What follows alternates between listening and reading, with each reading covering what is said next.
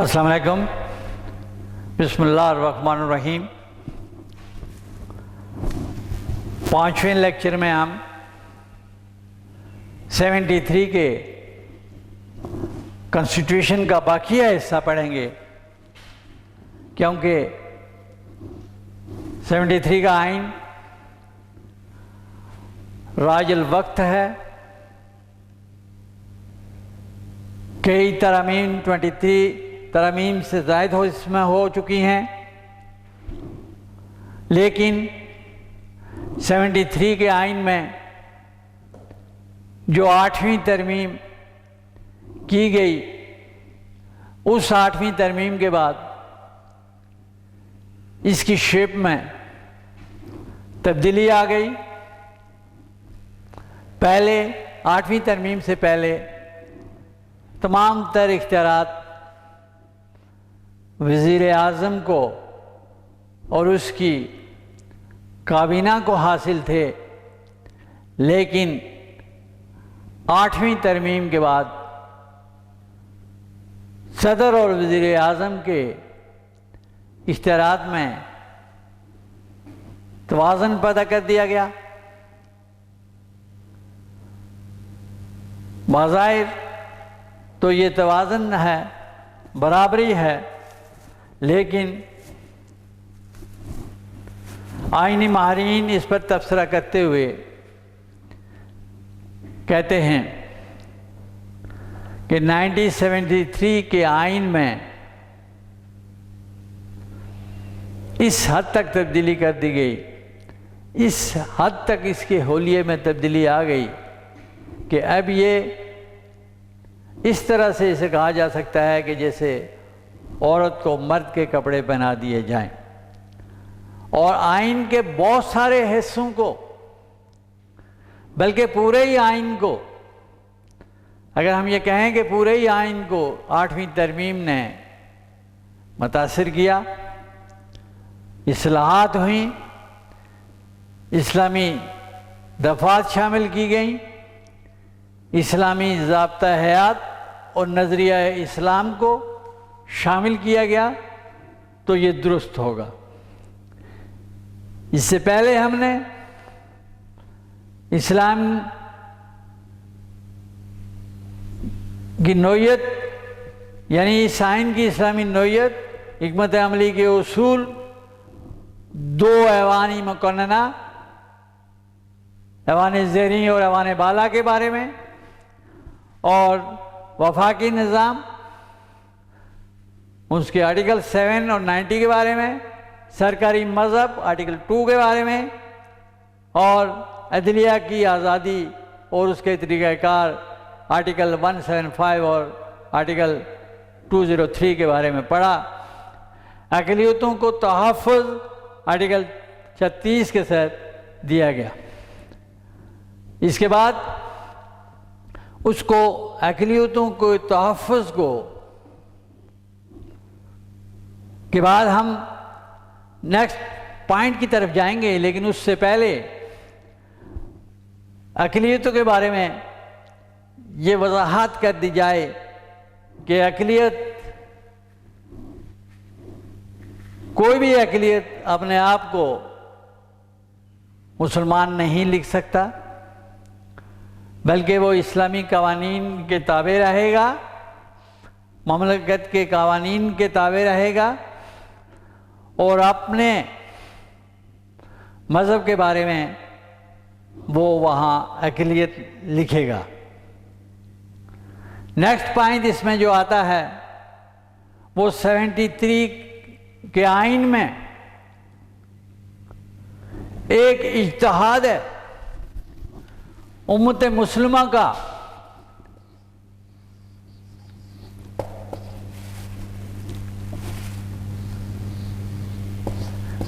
उम्मत मुस्लिमा का इज्तिहाद है जो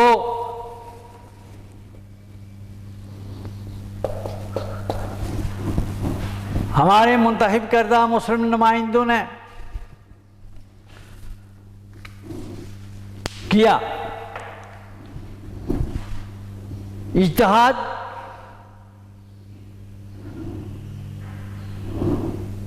वो करते हैं जो मुजतहिद हों, जो कुरान और हदीस और अरबी की लुगत से, अरबी ग्रामर से वाकिफ़ हों और उबूर रखते हों। कुरान हकीम में एक मुकम्मल ज़ाब्ता हयात है, उसमें हर चीज़ बयान कर दी गई। चंद चीज़ें ऐसी हैं जो हमारी अक्ल से बालातर हैं या हमारी समझ में ना आई। कुरान हकीम की मुकम्मल ताबीर व तशरी हदीस नबी की सूरत में हमारे पास मौजूद है।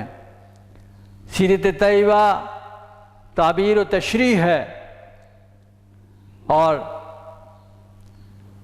उसमें भी उस वक्त कोई ऐसे मामलात इस हद तक ना पहुँचे हों।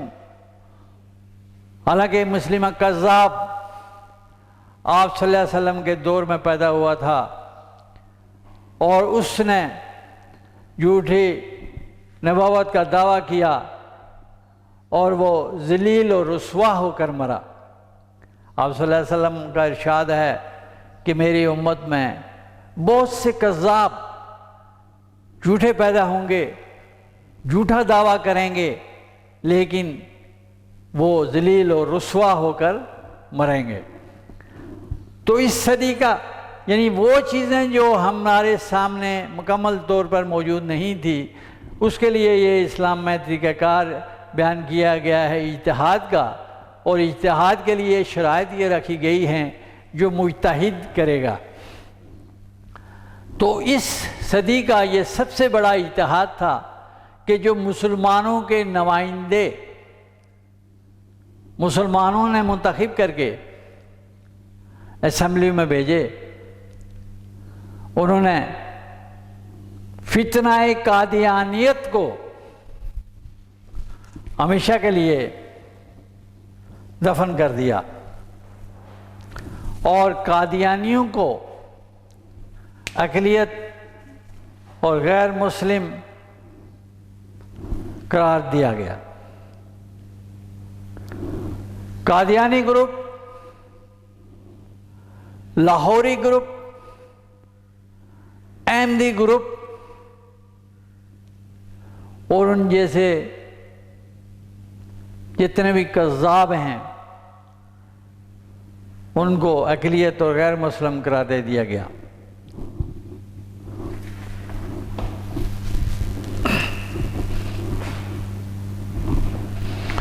कादियानी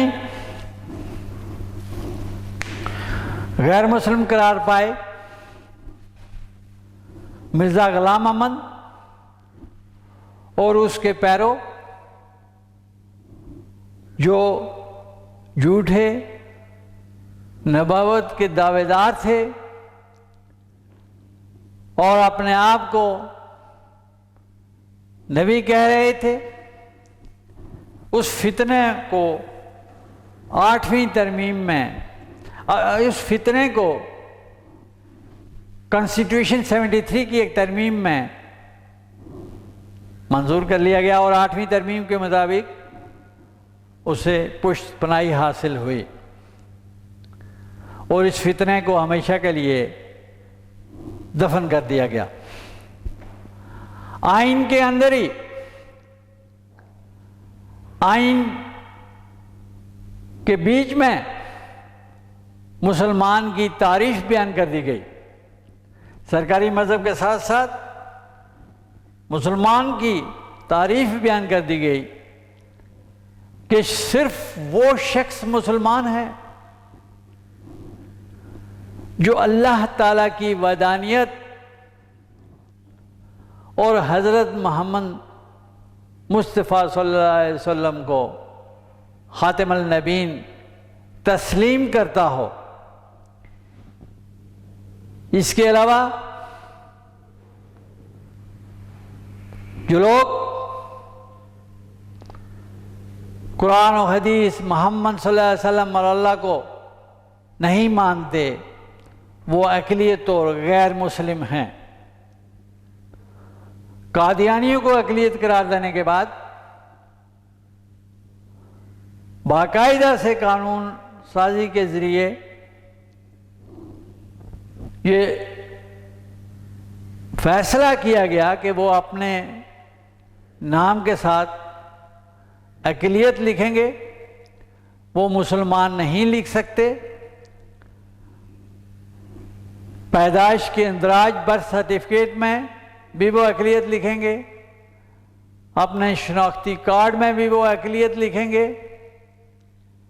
वोटर लिस्ट में भी वो अक़लियत लिखेंगे और पासपोर्ट वगैरह में भी वो अपने आप को अक़लियत लिखेंगे। लेकिन अगर वो ऐसा नहीं करेंगे तो उस सूरत में ये हुक्म दिया गया कि उनके खिलाफ मुतल्लिका पुलिस को इत्तला दी जाए और उन्हें बाकायदा कानून के मुताबिक कार्रवाई की जाएगी और उन्हें सख्त सज़ा दी जाएगी। तो गोया बाकायदा से कादियानियों को अक़लियत करार देने के बाद इस पर एक ज़ाब्ता बना दिया गया, कानून साजी कर दी गई ताकि कोई गैर मुस्लिम कोई फितना जो है वो पैदा ना हो और ना ही जो है मुसलमानों को, सादा लो मुसलमानों को जो है वो वर्गलाया जा सके और ना उन्हें दौलत की लालच देकर या दूसरे किसी समाजी व अखलाकी बुराइयों में मुतासर किया जाए। नेक्स्ट आता है संगीन गद्दारी। ये पहली बार हुआ है। इससे पहले 56 के कॉन्स्टिट्यूशन में, 62 के कॉन्स्टिट्यूशन में, दोनों दसातीर में, दोनों कॉन्स्टिट्यूशंस में आइन को तहफ़्फ़ुज़ हासिल नहीं था। आइन को तहफ़्फ़ुज़ हासिल नहीं था। यही वजह है कि पहला आइन 58 में मार्शल लॉ की नज़र हो गया, उसे तोड़ दिया गया और फिर दूसरा आइन 69 में दूसरे मार्शल लॉ की नज़र हुआ और वो तोड़ दिया गया, क्योंकि उन दोनों कॉन्स्टिट्यूशन में उनको तहफ़्फ़ुज़ हासिल नहीं था। और आर्टिकल 6 के मुताबिक 73 के कॉन्स्टिट्यूशन को आइन के अंदर ही तहफ़्फ़ुज़ फराहम किया गया, जो संगीन गद्दारी के उन्वान से, टाइटल से ये तहफ़्फ़ुज़ था, जो आर्टिकल 6 के तहत बयान है। कोई शख्स या इदारा इस आइन को नहीं तोड़ सकता। अगर कोई शख्स या इदारा इस आइन को तोड़ने की कोशिश करेगा तो वो संगीन जराइम, संगीन बदउनवानी का मुर्तकिब होगा और इसकी कम अज़ कम सज़ाए मौत होगी। यही वजह है कि 73 के कॉन्स्टिट्यूशन जब 77 में जनरल ज़ियाउल हक ने मार्शल लॉ लगाया तो उस वक्त इसको नहीं तोड़ा गया, नहीं तोड़ा जा सका, क्योंकि आइन के अंदर ही आर्टिकल 6 के तहत इसको जमानत दी गई थी। फिर मार्शल लॉ के दौरान मार्शल लॉ लगते ही इस आइन को सस्पेंड कर दिया गया, मुअत्तल कर दिया गया, आर्जी तौर पर बंद करके रख दिया गया और तोड़ा ना जा सका। बिलाखिर 1985 में जब इस आइन को बहाल किया गया, बहाली आइन मजरिया 1985 8वीं तरमीम के तहत इसमें चंद इस्लामी तरामीम और रद्द बदल के बाद इस आइन को दोबारा नाफिज कर दिया गया। तो गोया आइन को 73 में पहली बार जो है वो तहफ़्फ़ुज़ दिया गया। इसके बाद नेक्स्ट पॉइंट आता है बराए रास्त इंतखाब।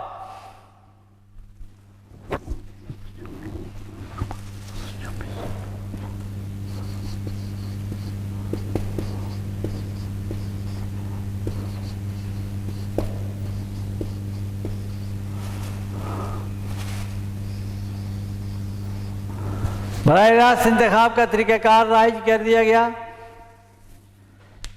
जिसके मुताबिक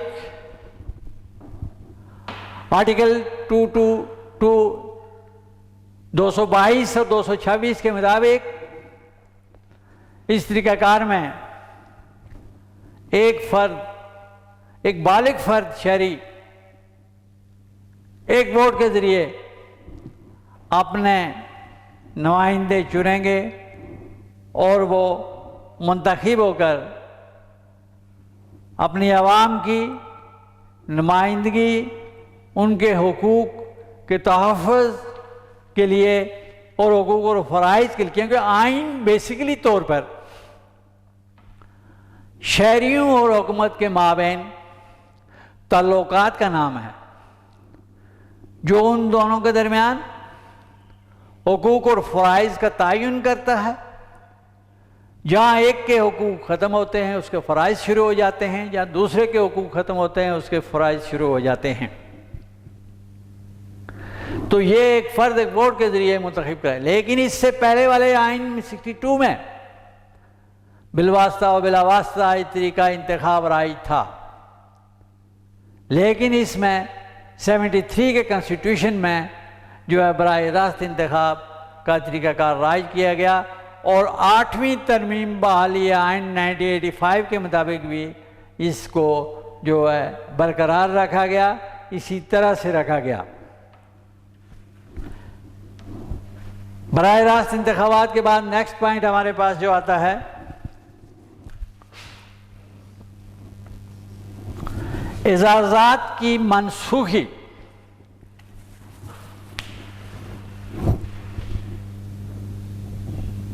इस आइन में 73 के ओरिजिनल कॉन्स्टिट्यूशन में ये बयान है, ये लिखा गया है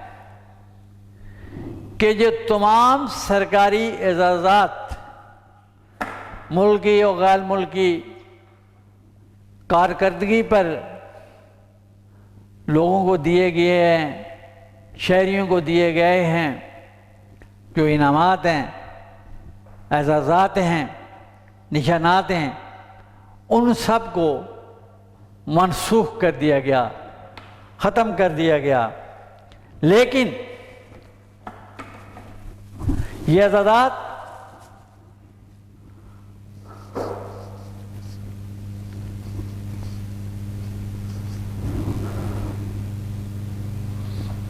टू 259 के मुताबिक मनसूख हुए।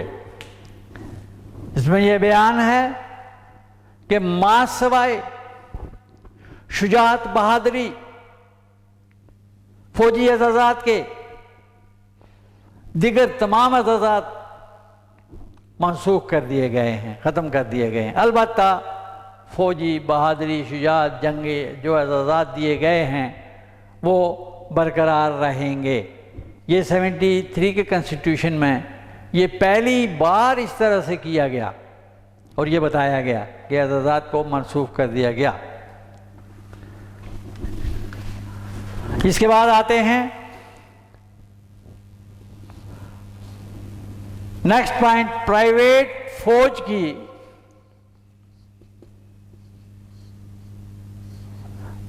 ममानियत ममनू। आर्टिकल 256 के मुताबिक कोई ऐसा इदारा, कोई ऐसा गिरोह, कोई तबका अपनी ऐसी फौज, ऐसी फोर्स, ऐसा जत्था नहीं बना सकता जो असलहा से लैस हो, जो लड़ने की सलाहियत रखता हो, जो जंगी सलाहियत रखता हो। ख़ास तौर पर जैसे बलूचिस्तान के कवाली इलाके सरदारी निज़ाम के तहत हर सरदार ने अपनी अलग फोर्स, अपने अलग जत्थे बना रखे थे, जिनको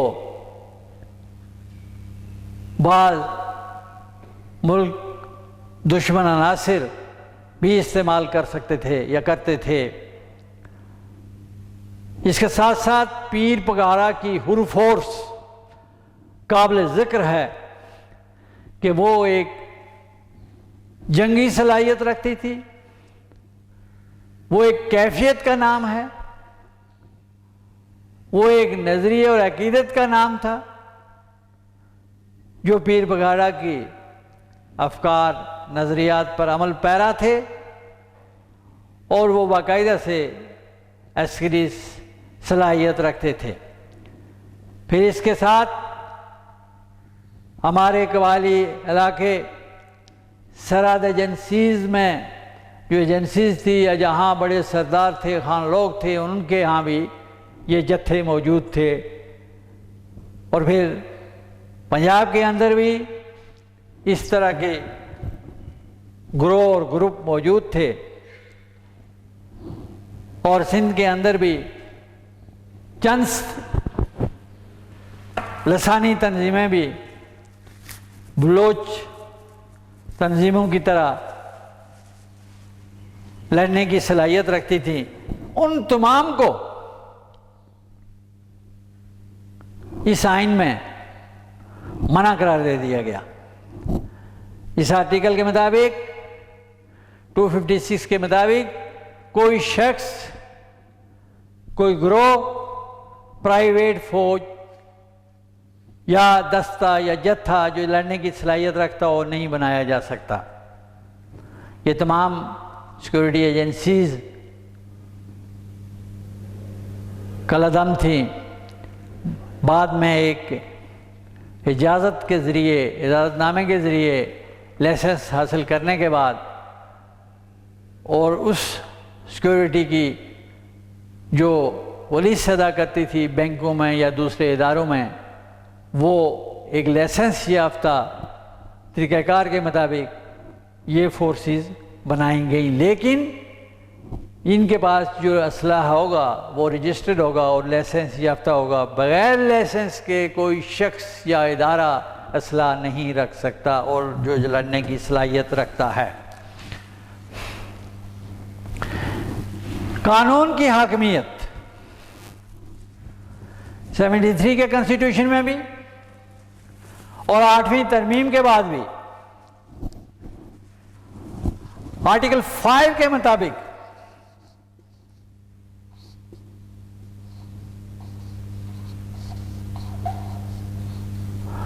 पाकिस्तान में मुकम्मल तौर पर कानून की हाकमियत होगी, जिसकी वजाहत आर्टिकल 5 में कर दी गई है। और कोई शख्स, किसी शख्स या इदारे या जत्थे या गिरोह को या तबके को, हाँ वो मजहबी ग्रुप हो, लसानी ग्रुप हो, सियासी गिरोह हो और गुरूही फुशार हो, उसको ये इजाज़त नहीं मिल सकती कि वो कानून की खिलाफ वर्जी करे या अपनी मनमानी करे, बल्कि जो रियासती मजवज़ा कवानीन हैं, जो आइन के मुताबिक कवानीन हैं, जो तरीक़ाकार आइन में बयान कर दिया गया है, उसके मुताबिक बिला इम्तियाज़ शहरियों के ख़िलाफ़ कानूनी कार्रवाई की जाएगी।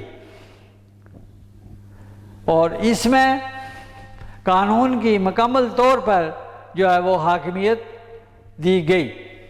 इसके साथ साथ कानून की हाकिमियत के साथ बुनियादी हुकूक की भी वजाहत और सिरात की गई।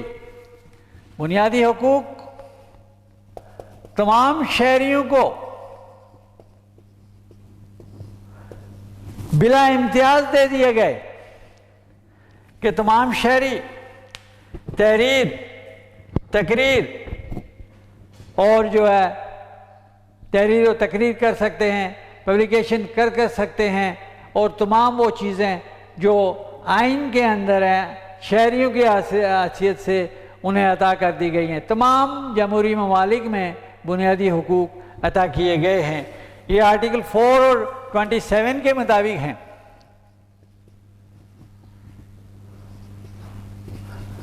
कि तमाम जमहूरी रियासतों में बुनियादी हुकूक दिए जाते हैं और इसमें कानून की हाकमियत के तहत बुनियादी हुकूक अता कर दिए गए, बिला इम्तियाज़ कर दिए गए, तमाम शहरियों को कर दिए गए कि तमाम शहरी को हक़ पैदाइश, हक़ रोज़गार, हक़ माश, माशी जदोजहद जायज़ तरीक़ों से करने की इजाज़त होगी, और इलाज मालिये का हक़ होगा, हक़ तालीम होगा, और तख़लीए का हक़ होगा, प्राइवेसी। तो गोया ये तमाम हुकूक आर्टिकल्स के तहत इसे आइन में ही तहफ़्फ़ुज़ दे दिया गया, तो कानून की हाकमियत मुकम्मल तौर पर राइज कर दी गई। एकरी शहरियत, वाहिद शहरियत, पाकिस्तान में एक ही तरह की शहरियत रखी गई है। यह आर्टिकल 223 के मुताबिक ये तरीक़ाकार वज़े किया गया है कि वाहिद शहरियत होगी, एकरी शहरियत होगी। आम तौर पर जमहूरी ममालिक में और वेस्टर्न दुनिया में दोहरी शहरियत का निज़ाम राइज है। मुमलकत में दो तरह की शहरी होते हैं, एक वो जो पैदाइशी शहरी होते हैं, नेचुरल सिटीज़न होते हैं, और एक वो जो बने हुए या बनाए गए शहरी होते हैं। लेकिन पाकिस्तान में इसके बरक्स दोहरी शहरियत के बजाय एकरी शहरियत, वाहिद शहरियत का तरीक़ाकार वज़े किया गया, राइज किया गया कि जो आर्टिकल 223 के मुताबिक है। इसके बाद पाकिस्तान एक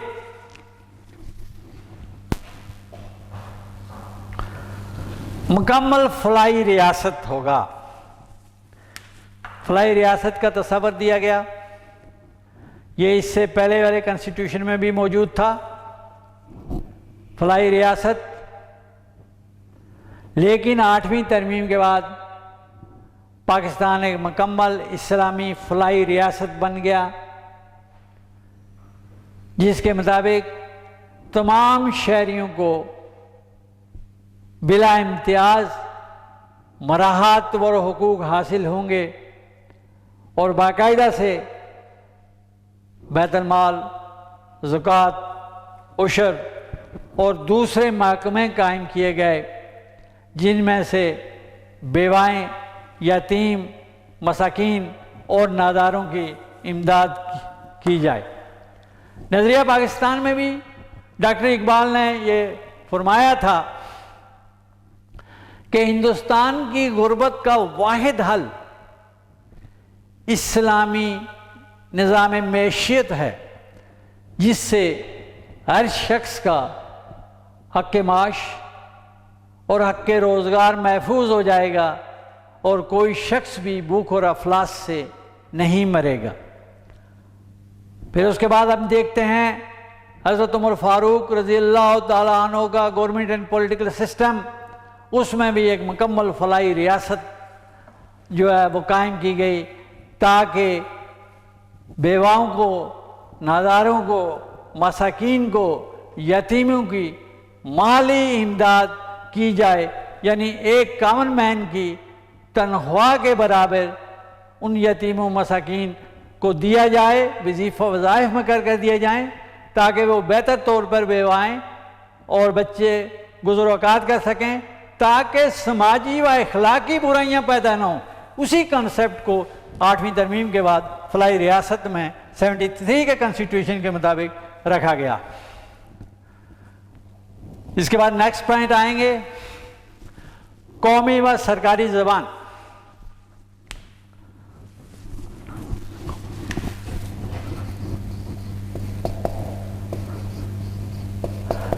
पाकिस्तान की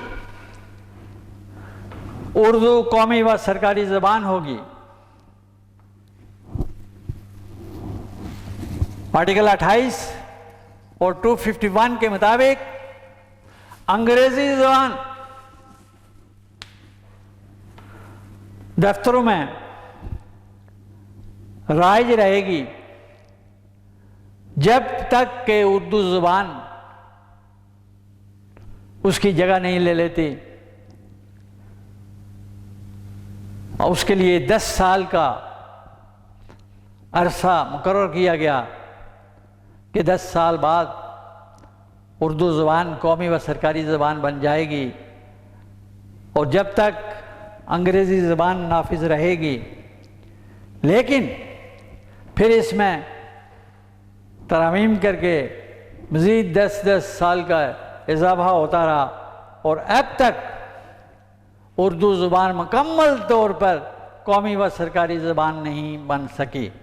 कौमी व सरकारी ज़बान वो होती है जो लिखी भी जाए, पढ़ी भी जाए और बोली भी जाए, लेकिन पाकिस्तान में कौमी व सरकारी ज़बान उर्दू जो है वो सिर्फ राब्ते की ज़बान बनकर रह गई है, और दोनों तमाम जो इकाइयाँ हैं इनके अंदर राब्ते की ज़बान का ये किरदार अदा करती है। इसके बाद नेक्स्ट जो हमारा पॉइंट है वो दारुल हुकूमत है। 73 के कॉन्स्टिट्यूशन के मुताबिक इस्लामाबाद पाकिस्तान का दारुल हुकूमत होगा, और ये सदर मकाम भी होगा और कौमी असम्बली का भी सदर मकाम होगा। इस दारुल हुकूमत एक ही करार दे दिया गया, क्योंकि 62 के आइन के मुताबिक कराची से पहले दारुल हुकूमत से इस्लामाबाद दारुल हुकूमत मुंतकिल कर दिया गया था, जो दफाई अहमियत की पेश नज़र किया गया था, और वो दारुल हुकूमत इस्लामाबाद को ही करार पाया गया। और जो इसके इलाके हैं वो मैंने आपको बताए थे, जितने भी इलाके हैं वो आर्टिकल 1 के तहत ये बयान कर दिए गए कि इन इलाकों पर जो है वो आइन नाफिज़ अमल होगा और पाकिस्तान के ये इलाके होंगे। इसके बाद 8वीं तरमीम आती है, जो जिसने आइन की शेप को चेंज किया, जिसने आइन के होलिये को बदली किया, जिसने औरत को मर्द के कपड़े पहना दिए, जिसने वज़ीर आज़म और सदर के माबैन जो ताल्लुकात, जो इख्तियारात, उसकी वजाहत और सिराहत कर दी, जिसने पाकिस्तान को एक मुकम्मल इस्लामी ममलकत करार दिया, जिसने पाकिस्तान के दोनों ऐवानों को बराबर ला खड़ा किया, और जिसमें एक बाकायदा तौर पर पाकिस्तान एक मुकम्मल फलाई इस्लामी रियासत बन गया, और जिसके तहत करारदाद मकासिद जो नज़रिया पाकिस्तान की असास थी, पाकिस्तान की बुनियाद थी, उसको आइन का नाफिज़ अमल हिस्सा करार दे दिया गया। 8वीं तरमीम बहाली आइन 1985 के मुताबिक सदर और वज़ीर आज़म के इख्तियारात के दरमियान बज़ाहिर तवाज़ुन पैदा कर दिया गया, लेकिन बाकायदा से सदर ममलकत के ओहदे को ज़्यादा इख्तियारात दिए गए। कोई भी कानूनी बिल, कोई भी कानूनी मसवदा सदर ममलकत की मंजूरी के बगैर आइन का हिस्सा नहीं बन सकता, कोई तरमीम नहीं हो सकती। और दोनों ऐवान 73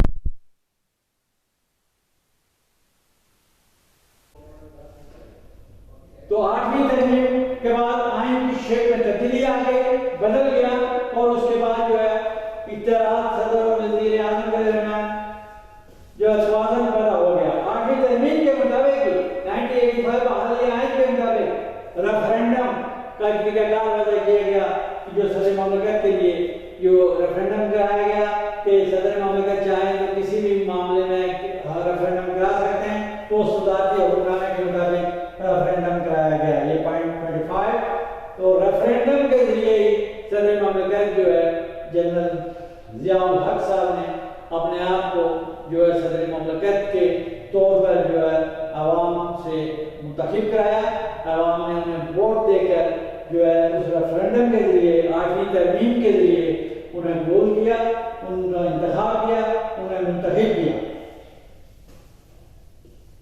8वीं तरमीम के तहत और उससे पहले भी सदर पाकिस्तान ने शरीयत कवानीन का नफाज किया और शरीयत ऑर्डिनेंस का नफाज जो 79 से 88 के दौरान शरीयत बिल, हुदूद ऑर्डिनेंस और ये तमाम कवानीन जो है नाफिज कर दिए गए, शरीयत कोड कायम कर दिए गए और इस तरह से पाकिस्तान एक मुकम्मल फलाई और इस्लामी रियासत बन गया।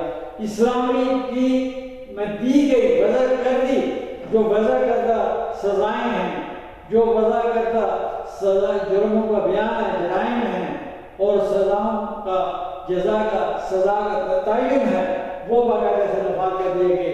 लोगों को जो है उन जराइम में इस्लामी कानून के मुताबिक कोड़े मारे गए, संसार करने का हुक्म कर दिया गया और फिर इसके साथ साथ शरीयत कोर्ट्स भी कायम कर दिए गए ताकि जो है